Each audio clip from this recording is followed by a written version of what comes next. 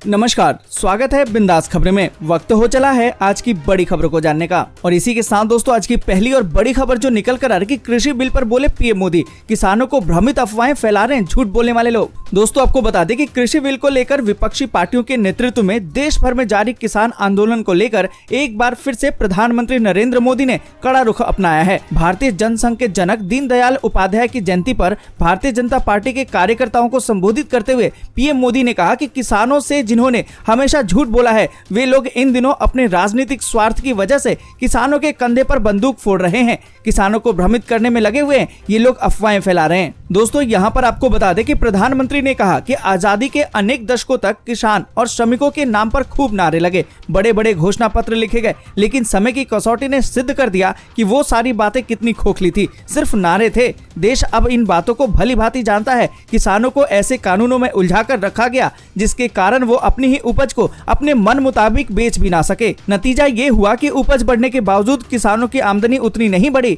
हाँ उन पर कर्ज जरूर बढ़ता गया। दोस्तों आपको बता दें कि जिस तरीके से किसान अलग अलग राज्यों में अपना विरोध प्रदर्शन कर रहे हैं, क्या आप किसानों के साथ हैं? अगर हैं तो कमेंट करके जरूर बताएं। और दोस्तों इसी के साथ अगर आगे बढ़ें तो वीडियो को लाइक और शेयर जरूर कर दें, क्योंकि आपका एक छोटा सा लाइक हमारी मेहनत का फल होता है। और इसी के साथ दोस्तों बढ़ते अगली बड़ी खबर की तरफ और आपको बता दें कि करण जौहर की पार्टी पर अब एनसीबी की नजर, वीडियो में कोकीन के इस्तेमाल का है शक। दोस्तों आपको बता दें कि सुशांत सिंह राजपूत केस में जब से ड्रग्स कनेक्शन जुड़ा है, बॉलीवुड के बड़े बड़े नाम रडार पर हैं। अब खबरें ये हैं कि 27 जुलाई 2019 को करण जौहर के घर की पार्टी भी थी, जहां पर एनसीबी की अब जांच का दायरा हो सकता है। एनसीबी को शक है कि इस पार्टी में ड्रग्स का इस्तेमाल हुआ था, इस पार्टी में कोकीन का इस्तेमाल होने का शक है। एनसीबी की रडार पर इस पार्टी में मौजूद लोग भी आ सकते हैं। दोस्तों आपको बता दें कि पार्टी के बारे में कई ऐसे एलिमेंट नजर आ रहे हैं जिसमें पार्टी में ड्रग्स की बात नजर आ रही है। 27 जुलाई को हुए इस पार्टी में एनसीबी को कोकीन का इस्तेमाल होने का शक है। और गौरतलब है कि करण जौहर की इस पार्टी में दीपिका पादुकोण, मलाइका अरोड़ा, अर्जुन कपूर, शाहिद कपूर, वरुण धवन, विक्की कौशल,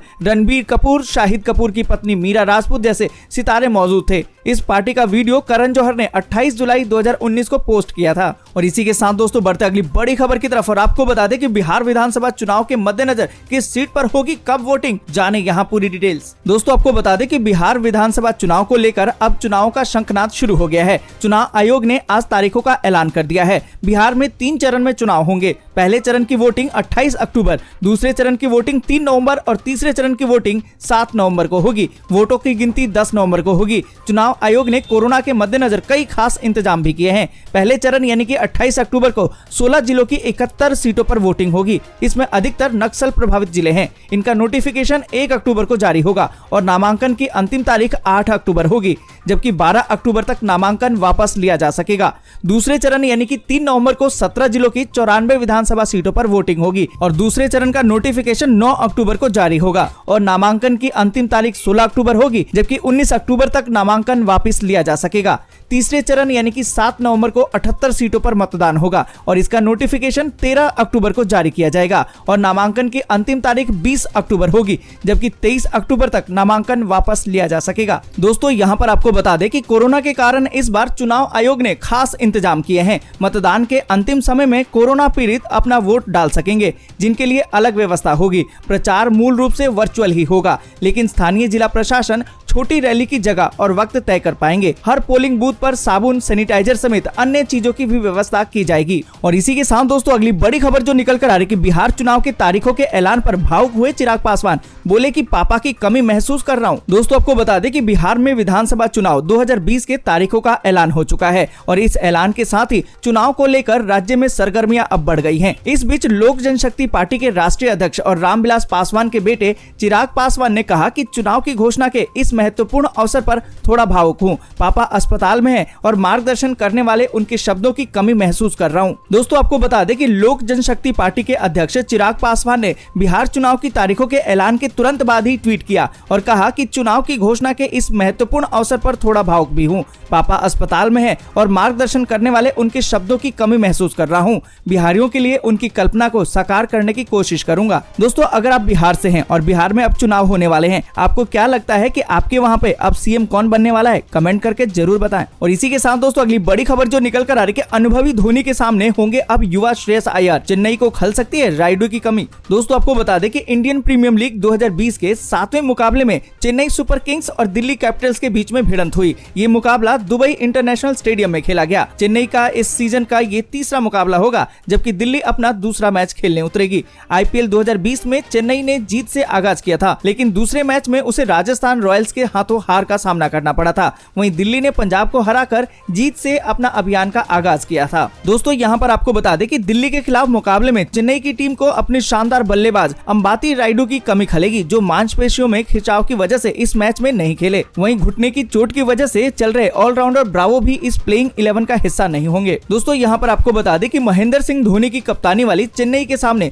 ओपनिंग जोड़ी सबसे बड़ी समस्या बनी हुई है। दोस्तों यहाँ पर हम आपसे भी जानना चाहेंगे कि आईपीएल में आपका सबसे पसंदीदा खिलाड़ी कौन है, कमेंट करके जरूर बताएं। और इसी के साथ दोस्तों अगली बड़ी खबर जो निकल कर आ रही है, शिवसेना बोली 370 हटाने के बाद कश्मीर में फिल्म सिटी बनाए मोदी सरकार। दोस्तों आपको बता दें कि उत्तर प्रदेश के मुख्यमंत्री योगी आदित्यनाथ ने राज्य में फिल्म सिटी बनाने की घोषणा की है। शिवसेना ने सीएम योगी के इस कदम का स्वागत किया है, लेकिन साथ ही मोदी सरकार पर तंज भी कसा है। शिवसेना ने सामना में लिखा है कि अनुच्छेद 370 हटाने के बाद केंद्र सरकार को कश्मीर में एक फिल्म सिटी की योजना बनानी चाहिए। आखिर हर किसी ने हिंदुस्तानी सिनेमा जगत में अपना योगदान दिया है। शिवसेना ने कहा कि एक समय ऐसा था जब हमारा सिनेमा जगत शूटिंग के लिए कश्मीर, शिमला, मनाली और शिलोंग जैसे क्षेत्रों में जाता था। रोमांटिक गानों के लिए कश्मीर सबका प्रिय स्थान था। वहाँ भी भव्य फिल्म सिटी बनाई जा सकती है। आखिर हर किसी ने हिंदुस्तानी सिनेमा जगत में अपना योगदान दिया है। और इसी के साथ दोस्तों अगली बड़ी खबर जो निकल कर आ रही है कि दुर्गा पूजा के लिए ममता के चुनावी पिटारे से निकली है सौगातों पे सौगात। दोस्तों आपको बता दें कि पश्चिम बंगाल में चुनाव अगले साल होने वाले हैं। ऐसे में इस त्योहारी सीजन में मतदाताओं को लुभाने के लिए तमाम राजनीतिक दल कोई कसर नहीं छोड़ना चाहते हैं। तृणमूल कांग्रेस सुप्रीमो और पश्चिम बंगाल के मुख्यमंत्री ममता बनर्जी ने भी इस त्योहारी सीजन के लिए बड़ी लोक लुभावन योजना बनाई है। दोस्तों आपको बता दें कि ममता बनर्जी ने कहा कि मैं अपनी ओर से 3 चीजें कर सकती हूं। मैं आपकी स्थिति को समझ सकती हूं। इस वर्ष स्पॉन्सरशिप हासिल करना मुश्किल हो सकता है। ये एक खराब स्थिति है। पूजा कमेटियां काफी परेशान है। फायर ब्रिगेड इस समय मुक्त होगी। निगम या पंचायत किसी भी तरह का टैक्स आपसे नहीं लेंगी। कलकत्ता इलेक्ट्रिकल सप्लाई कॉर्पोरेशन की बिजली आपको 50% मुफ्त मिलेगी। पश्चिम बंगाल बिजली आपूर्ति निगम भी 50% बिजली मुफ्त में देगा। जिन जगहों पर पूजा करने के लिए 10 साल की अनुमति नहीं मिल रही थी, अब आप पूजा कर सकेंगे। मैं पुलिस से उन्हें अनुमति देने के लिए कहूंगी। मुझे पता है कि पूजा समितियों को बहुत सारी समस्याओं का सामना करना पड़ रहा है। हम हर साल आपको बुनियादी सहायता प्रदान करते हैं, लेकिन इस साल समस्याएं अधिक गहरी हैं। इसलिए राज्य सरकार की ओर से सभी पूजा कमेटियों को 50,000 रुपए का भुगतान किया जाएगा। उन्होंने आगे कहा कि सिविल पुलिस को पहले 3,000 रुपए मिलते थे, फिर हमने इसे बढ़ाकर 8,000 रुपए किया। उनके लिए 3 लाख रुपए की पेंशन का भी इंतजाम किया।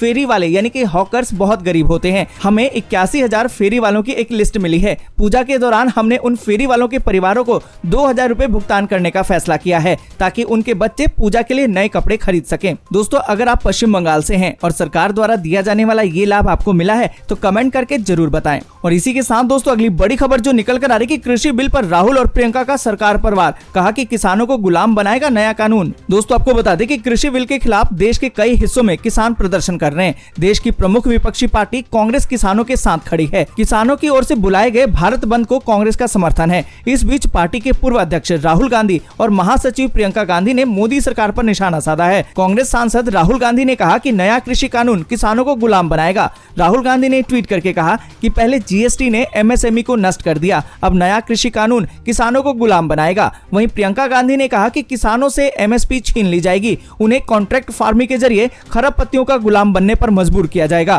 कांग्रेस नेता ने ट्वीट किया कि किसानों को न दाम मिलेगा न सम्मान, किसान अपने ही खेत में मजदूर बनकर रह जाएंगे। बीजेपी का कृषि बिल ईस्ट इंडिया कंपनी पर राज की याद दिलाता है। हम ये अन्याय नहीं होने देंगे। दोस्तों क्या आप राहुल गांधी और प्रियंका गांधी के इन बातों का समर्थन करते हैं? अगर करते हैं तो कमेंट करके जरूर बताएं।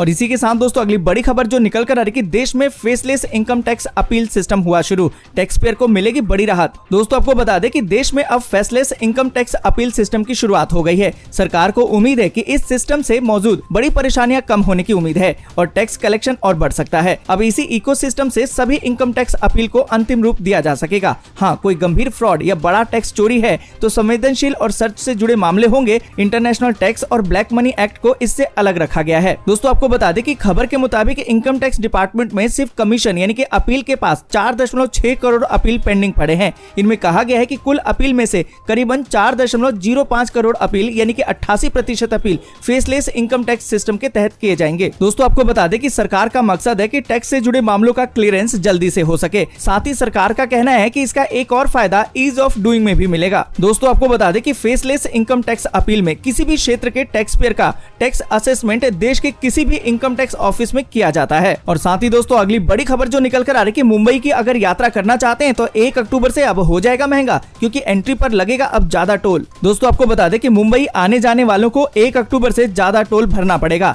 इस तारीख से मुंबई में टोल वसूली में 5 से 25 रुपए तक की बढ़ोतरी की जाएगी। बढ़ी हुई दर 30 सितंबर 2023 तक रहेगी। दोस्तों यहाँ पर आपको बता दें कि PWD विभाग की अधिसूचना के मुताबिक हर साल 3 साल में टोल दर बढ़ाई जाती है। इसके मुताबिक हल्के वाहनों यानी कि कार और जीप जैसे वाहनों से अब 35 की जगह 40 रुपए वसूले जाएंगे और इनके साथ ही इनका मासिक पास 1400 की जगह अब 1500 रुपए का बनेगा। और इसी के साथ दोस्तों अगली बड़ी खबर निकल कर आ रही है कि पूर्व अमेरिकी राष्ट्रपति बराक ओबामा ने शेयर किया है अपना पर्सनल नंबर, लिखा कि कभी भी करे मैसेज। दोस्तों आपको बता दें कि अमेरिका के पूर्व राष्ट्रपति बराक ओबामा दुनिया के सबसे जाने माने प्रभावशाली लोगों में से एक हैं, जिनकी लोकप्रियता के चर्चे लगभग हर देश में होते हैं। भारत में भी लोग उन्हें काफी पसंद करते हैं। भले ही अब अमेरिका के राष्ट्रपति न हो, पर उनकी लोकप्रियता अब भी कम नहीं हुई है। दोस्तों यहाँ पर आपको बता दें कि अब ओबामा ने अपने फैंस के लिए एक संदेश दिया है और उन्होंने अपने फैंस के लिए ट्वीट करते हुए अपना नंबर भी शेयर किया है। दोस्तों आपको बता दें कि बराक ओबामा ने ट्वीट करते हुए लिखा कि चलिए कुछ नया ट्राई करते हैं। अगर आप अमेरिका से हैं तो आप मुझे इस नंबर पर टेक्स्ट मैसेज कर सकते हैं। मैं जानना चाहता हूं कि आप कैसे हैं, आपके दिमाग में कैसे विचार हैं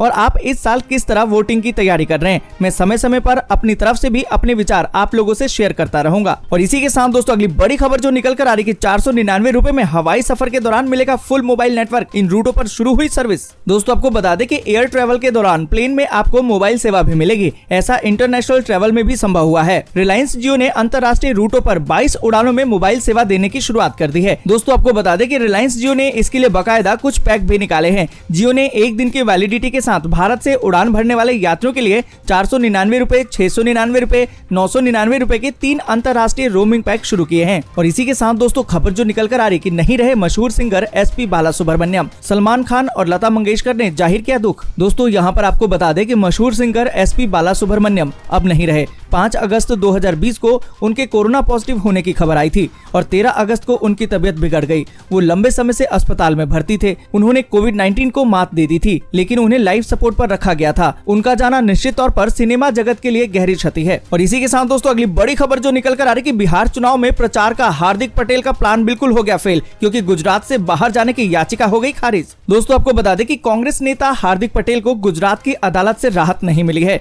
गुजरात की एक अदालत ने हार्दिक पटेल की उस याचिका को खारिज कर दिया है जिसमें जमानत की जुड़ी शर्तों को अस्थायी रूप से निलंबित करने की मांग की गई थी। इसके साथ ही अब उनका बिहार चुनाव में प्रचार करने का प्लान भी फेल हो गया है। दोस्तों यहाँ पर आपको बता दें कि गुजरात की एक अदालत में गुजरात कांग्रेस के कार्यकारी अध्यक्ष हार्दिक पटेल ने याचिका दायर की थी। इसमें उनके गुजरात से बाहर जाने पर रोक लगाने वाली शर्त को अस्थायी रूप से निलंबित करने का अनुरोध किया गया था। हालांकि अदालत ने इस याचिका को खारिज कर दिया है। और इसी के साथ दोस्तों अगली बड़ी खबर जो निकल कर आ रही कि ऐसा होगा रैपिड रेल का डिजाइन। सामने आया पहला लुक। 1 घंटे से कम समय में दिल्ली से पहुंचेगी मेरठ। दोस्तों आपको बता दें कि दिल्ली से मेरठ तक मात्र 1 घंटे से भी कम समय में सफर का दावा करने वाली राष्ट्रीय राजधानी क्षेत्र परिवहन निगम अपने कार्य में आगे बढ़ती जा रही है। शुक्रवार को रैपिड रेल के वास्तविक लुक का अनावरण किया गया। इसमें दिखाया गया कि वास्तव में दिल्ली से मेरठ तक रैपिड रेल दौड़ती कैसे नजर आएगी। इसकी तैयारी पूरी हो चुकी है। अभी तक रैपिड रेल का काल्पनिक लुक दिखाया जाता रहा है। दोस्तों आपको बता दें कि शुक्रवार को लोगों को ट्रेन का असली रूप देखने को मिल गया।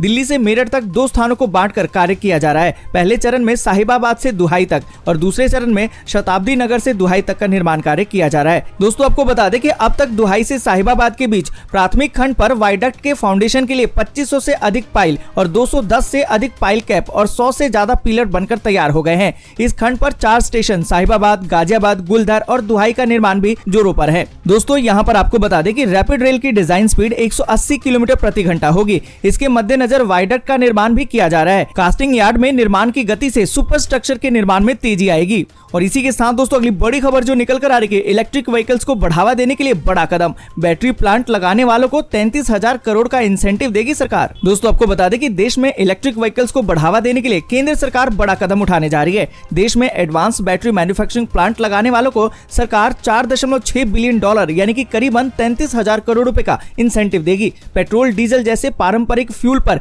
निर्भरता को कम करने के लिए सरकार ये कदम उठाने जा रही है। दोस्तों यहाँ पर आपको बता दें कि राइटर्स की एक रिपोर्ट के मुताबिक केंद्र सरकार के थिंक टैंक नीति आयोग ने बैटरी निर्माता कंपनियों को इंसेंटिव देने के संबंध में एक प्रस्ताव को जारी किया है। और आपको बता दें कि प्रस्ताव के मुताबिक यदि इलेक्ट्रिक वाहनों का बड़े पैमाने पर इस्तेमाल किया जाता है तो इससे 2030 तक ऑयल इंपोर्ट बिल में $40 बिलियन करीबन 2.94 लाख करोड़ रुपए की कमी आएगी। और इसी के साथ दोस्तों अगली बड़ी खबर जो निकल कर आ रही है, संबित पात्रा ने ममता पर बोला हमला, कहा कि दीदी को कृषि और उद्योग नहीं केवल कट मनी चाहिए। दोस्तों आपको बता दें कि बंगाल विधानसभा चुनाव का समय जैसे जैसे नजदीक आता जा रहा है वैसे वैसे राजनीतिक पार्टियों के बीच में आरोप प्रत्यारोप का दौर भी तेज होता जा रहा है। भारतीय जनता पार्टी के राष्ट्रीय प्रवक्ता संबित पात्रा ने राज्य की मुख्यमंत्री ममता बनर्जी पर हमला बोलते हुए कहा कि दीदी को कृषि और उद्योग नहीं चाहिए, केवल कट मनी चाहिए। वह केवल सीएम नहीं वरन सीएमडी कट मनी दीदी हैं। दोस्तों आपको बता दें कि श्री पात्रा ने शुक्रवार को प्रदेश भाजपा कार्यालय में आयोजित संवाददाता सम्मेलन में कहा कि पीएम मोदी द्वारा लाया गया कृषि विधेयक किसानों के हित में है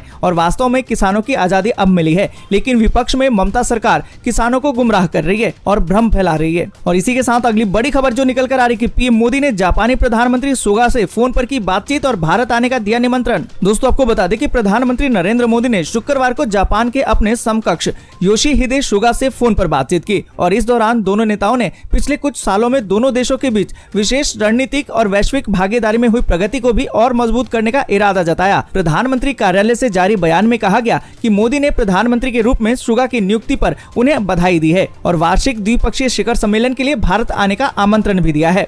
बयान में कहा गया है कि दोनों नेता इस बात पर सहमत थे कि पिछले कुछ सालों में भारत जापान विशेष रणनीतिक और वैश्विक भागीदारी में काफी प्रगति हुई है और उन्होंने आपसी विश्वास और साझा मूल्यों पर आधारित इस रिश्ते को और भी मजबूत करने का इरादा जताया है। और इसी के साथ दोस्तों अगली बड़ी खबर जो निकल कर आ रही है, अमेरिकी राजनयिक बोले पाकिस्तान को आतंकवादी संगठनों पर अत्यधिक दबाव बनाने की जरूरत। दोस्तों आपको बता दें कि पाकिस्तान में अमेरिका के अगले राजदूत बनने के लिए नामित अमेरिकी राजनयिक विलियम टॉड ने कहा कि पाकिस्तान को लश्कर ए तैयबा सहित अपनी सरजमी पर सक्रिय सभी आतंकवादी संगठनों पर अत्यधिक दबाव बनाने की जरूरत है। अमेरिका के राष्ट्रपति डोनाल्ड ट्रंप ने टॉड को पाकिस्तान में अमेरिका का अगला राजदूत बनाने के लिए नामित किया है। दोस्तों आपको बता दें कि टॉड ने कहा कि अगर मैं इस पद के लिए चुना जाता हूं तो पाकिस्तान पर आतंकवादियों के खिलाफ सतत अपरिवर्तनीय कार्रवाई करने का दबाव बनाता रहूंगा। मैं उनके साथ आतंकवाद वित्त पोषण के मामले पर भी काम करूंगा। और इसी के साथ दोस्तों बढ़ते आगे और जानते हैं मौसम के ताजा हाल को। आपको बता दें कि बीते 24 घंटों के दौरान तटीय कर्नाटक, असम, मेघालय और अरुणाचल प्रदेश के कुछ हिस्सों में मध्यम से भारी बारिश हुई है।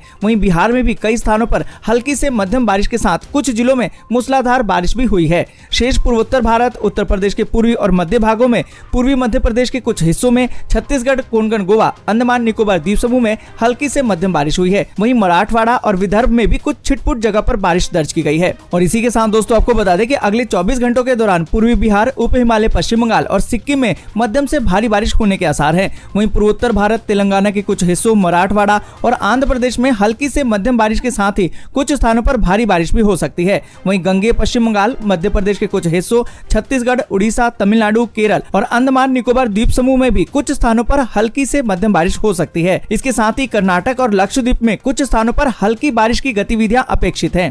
दोस्तों आज के लिए बस इतना ही। वीडियो को लाइक और शेयर जरूर कर दें और ऐसी खबरों को अपने मोबाइल पर देखने के लिए चैनल को सब्सक्राइब करें, बेल के आइकन को दबाएं और नोटिफिकेशन को जरूर